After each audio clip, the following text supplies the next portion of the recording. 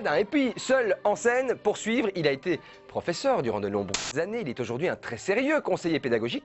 Vous ne vous étonnerez donc pas d'apprendre que son dernier spectacle s'intitule « Silence dans les rangs » ou « Les divagations d'un conseiller pédagogique au bord de la crise de nerfs, burlesque et un rien subversif », sujet de notre prof à nous, Nathalie Roland. Vous avez votre cahier? Prenez votre cahier. Le mot école existe en français depuis le XIe siècle.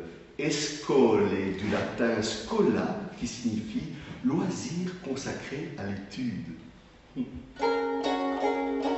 Transcrit du grec scolé, arrêt de travail. Je vous laisse quelques secondes pour discuter de cette bonne nouvelle. Qu'on soit prof, ancien prof ou parent d'élèves, ancien parent d'élèves, élève, ancien élève, étudiant, on est tous concernés par l'école. Tu es jeune, tu es en bonne santé, tu es prêt à vendre des pins, des autocollants, des carnets de tombola, des chocolats, des calendriers, des porte-clés. Tu es prêt à acheter 1 € une part de gâteau que tu auras confectionné toi-même la veille de la fête de l'école. Deviens prof. 45 ans à l'école, comme prof, comme conseiller pédagogique, comme élève, comme étudiant. Oui, j'ai de la matière pour plusieurs spectacles. Faire découvrir la culture, la littérature, la sculpture, la peinture.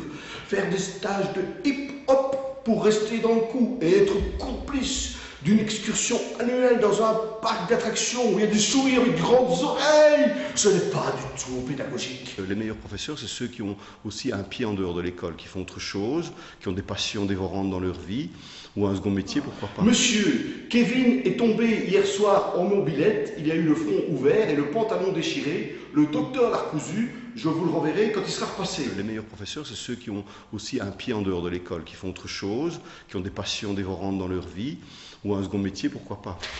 Ah, ça c'est beaucoup mieux. Cher monsieur, veuillez excuser l'absence d'Annabelle ce vendredi à la journée sportive. Nous partons au ski un jour plus tôt pour éviter les bouchons. C'est très bien Annabelle, tu vas où au ski? Mon métier, c'est de boire des tasses de café avec des directeurs. Voilà. Mais non, en fait, je fais des vraies conférences pédagogiques, donc je fais des formations avec des jeunes enseignants, avec des enseignants débutants, avec des jeunes directeurs, j'accompagne des projets dans des écoles. Ce spectacle, c'est tout ce que je n'ose pas dire dans mon vrai métier, tous les interdits. Je tire au sort une fiche noire, une bleue, une jaune, et voilà ce que ça donne. Les recherches récentes en didactique montrent que l'hétérogénéité des groupes de niveau demande l'adaptation des grandes lignes d'une pédagogie d'action. Les professeurs sont ravis parce que c'est un peu arbrousse-poil, on reconnaît son collègue qu'on n'aime pas, on se reconnaît parfois un petit peu soi-même, il faut bien l'avouer, on reconnaît des gaffes qu'on a faites. Donc les professeurs, c'est un peu, je ne vais pas dire que c'est une thérapie de groupe, mais presque.